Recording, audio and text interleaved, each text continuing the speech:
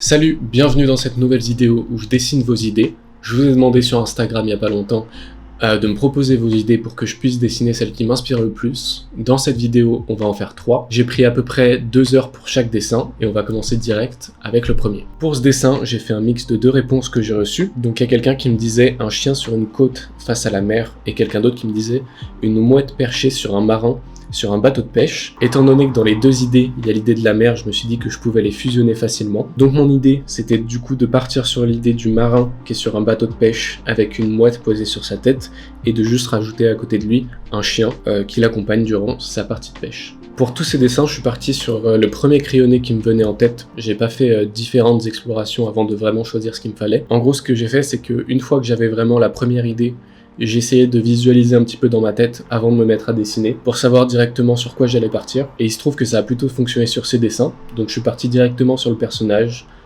Petite contre-plongée, je l'ai fait assis sur une barque avec un air un petit peu fatigué, puis on voit qu'il attend qu'il y ait une prise au bout de sa canne à pêche. Je suis allé chercher des petites références pour les habits du marin pour voir un petit peu à quoi ça ressemble, et puis aussi les codes couleurs que j'ai vus m'ont du coup inspiré pour les couleurs que je vais mettre au final. J'ai aussi pris une référence pour la petite mouette au-dessus de sa tête et pour le chien à sa gauche. Et j'ai pas rajouté la mer en dessous de la barque et j'ai fait la barque comme si elle volait dans le vide, parce qu'à la base mon idée avec cette vidéo c'était de faire plein d'idées différentes et de tous les mettre les unes à côté des autres. Du coup je pouvais pas avoir quelque chose qui remplissait complètement une page de dessin entre guillemets. J'aurais pu faire un cercle avec de l'eau peut-être en dessous, trouver un moyen de couper la mer. Je me rends compte maintenant, mais c'est trop tard. Et du coup, je savais pas non plus comment finir le bout de la canne à pêche, donc je l'ai fait un petit peu disparaître dans le vide.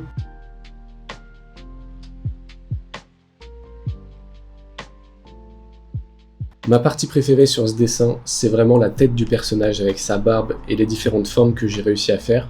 Je me suis vraiment éclaté sur la partie des lines, où j'ai pu vraiment m'amuser avec cette broche que j'aime bien, que j'avais déjà utilisée pour la première fois sur ma BD. Et globalement, depuis là, je m'amuse énormément sur les lines et je prends un énorme plaisir à les faire. C'est beaucoup plus naturel, beaucoup plus simple que ce que je faisais avant. Peut-être j'en ferai une vidéo, mais je suis en train de faire un peu une boucle dans mon apprentissage du dessin, où au début j'avais commencé vraiment avec des lines comme ça en un trait et assez net, et ensuite je suis passé à quelque chose avec un peu plus de texture en essayant de sculpter mes lines, etc. Et là je suis en train de retourner à ça, donc c'est intéressant, peut-être j'en ferai une vidéo. Ah oui, aussi je me suis beaucoup amusé sur les lines, parce que je sors comme... j'en ai pas parlé sur YouTube, mais je l'ai dit sur Instagram que pendant un mois, avec des potes, on a fait un short film, on a pris un Airbnb en Espagne, on a ramené nos tablettes et on a travaillé sur un short film, et du coup pendant tout ce temps, j'ai pas pu faire des dessins personnels, en tout cas aussi poussés que ça, je pouvais juste dessiner dans mon sketchbook. Ce qui fait que ces dessins, c'est un peu la première fois que je reviens au dessin digital et que je refais du coup des crayonnés, des lines, des ombres et tout ça. Et vraiment, ça m'éclate de revenir à ça et c'est ce que je préfère faire dans la vie, tout simplement. Donc c'est pour ça que c'est des petits dessins qui sont là juste pour m'amuser, un peu dans ma zone de confort en termes de style, en termes de forme et tout, mais en testant aussi des nouvelles choses et des idées que j'aurais pas forcément eues par moi-même.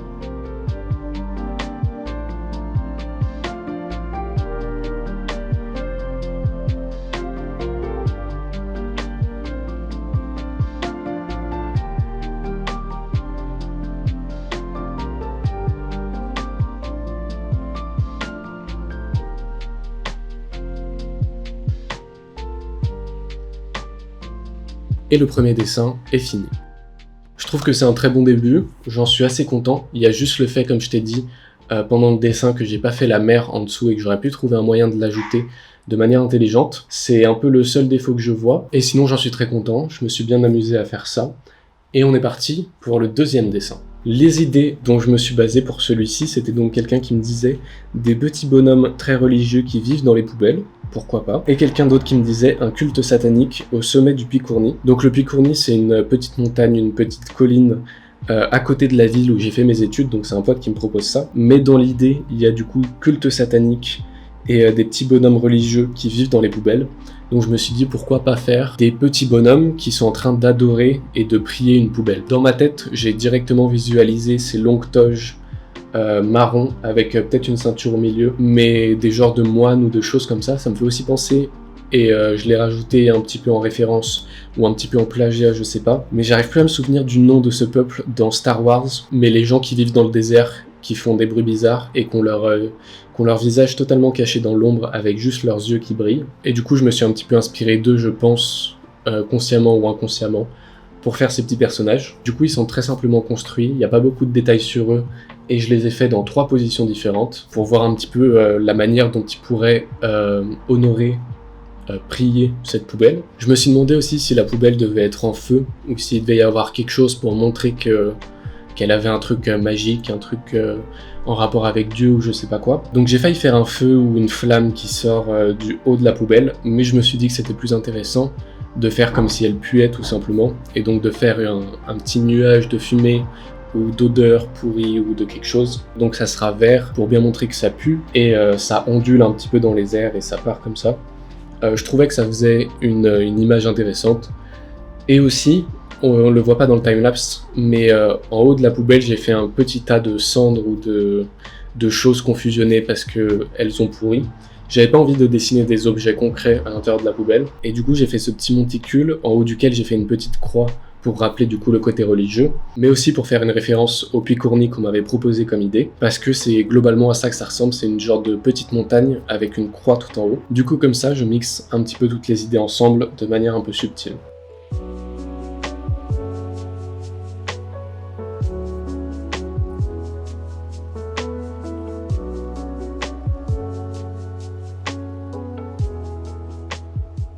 Pour les ombres, évidemment, je suis parti sur une lumière divine, donc qui vient du ciel et qui est au zénith, qui arrive très parallèlement sur eux et qui est très forte, qui a un fort impact. Par la suite, je vais la colorier en vert pour que ça matche avec la genre de petite fumée qui vient du dessus des poubelles. Ça aussi, ce type d'ombre, c'est vraiment un style que j'adore faire récemment et qui m'éclate, de vraiment dessiner les formes avec des ombres très nettes. Il n'y a plus de dégradés, il n'y a plus de ce genre de choses.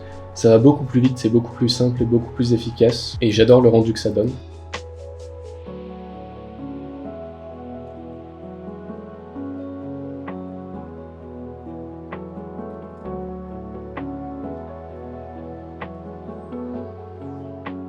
Voilà pour ce deuxième dessin, c'était un thème un peu surprenant, mais je me suis bien amusé à le faire, cette petite secte qui adore une poubelle. Un truc que je me dis que j'aurais pu faire aussi, c'est rajouter une petite croix satanique au sol et autour de la poubelle pour vraiment montrer le côté satanique, avec peut-être encore des bougies ou ce genre de choses. C'est ce que j'aurais pu faire si j'avais pensé sur le moment, donc tant pis. Et on peut passer au prochain dessin.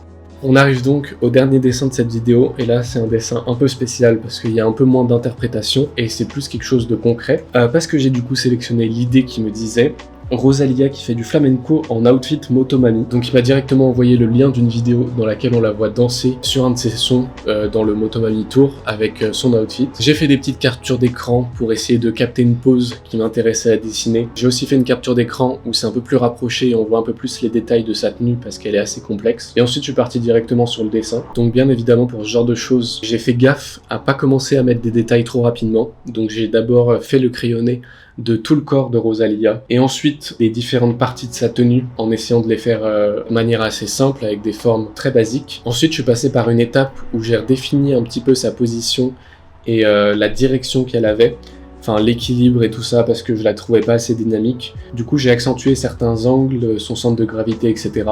pour qu'on ait l'impression qu'elle soit plus dans le mouvement, plus dynamique. Et ensuite, seulement après avoir fait tout ça, j'ai vraiment zoomé dans le dessin pour rajouter tous les détails, tous les petits trucs. Il n'y a pas non plus énormément de choses, mais il y a des petits, je saurais pas comment les décrire, mais des petites ceintures qui rentrent dans la ceinture opposée.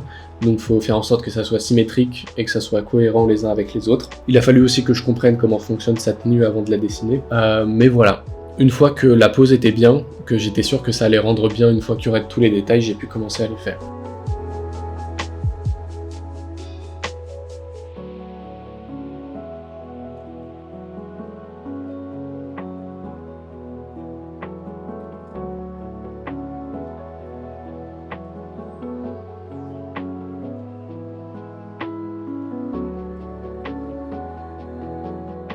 Pour ce qui est des ombres, on est sur quelque chose de classique comme les dessins précédents. J'ai juste mis des ombres aux endroits stratégiques pour faire ressortir les différents volumes, les plis de ses vêtements, etc. Et ensuite, une fois que c'était fait, j'ai rajouté un calque avec des reflets. Et là, ça va être intéressant parce qu'il y a beaucoup plus de reflets sur ce dessin. J'ai donc commencé par les cheveux, et ensuite je me suis attaqué aux parties en genre de cuir qu'il y a sur sur sa tenue, mais toutes celles qui sont sombres parce que c'est elles qui vont refléter le mieux la lumière. Et là je me suis amusé à juste regarder dans le screenshot que j'avais où est-ce que ça reflétait de la lumière et trouver des formes un peu cool pour décrire ça à chaque fois. Et encore une fois c'est des reflets avec aucun dégradé, c'est juste des traits nets et je me suis vraiment éclaté à faire ça. Je me suis surpris parce que d'habitude je fais pas autant de reflets sur mes dessins, mais là c'est vraiment un dessin qui s'y prêtait et ça rend super bien. Je suis vraiment content de ce dessin, je le trouve archi stylé et je trouve qu'il rend super bien. Tu remarques aussi que je fais toujours du cel shading, mais que les ombres sur sa peau sont plutôt rouges et les ombres sur son habit blanc sont plutôt bleues. Je suis en train de tester des nouveaux styles, des nouvelles techniques et pour l'instant je trouve que ça rend super bien. Peut-être que j'en parlerai dans un tuto ou dans une prochaine vidéo parce que c'est une technique dont j'ai jamais entendu parler jusqu'à présent. C'est pas non plus un truc super compliqué,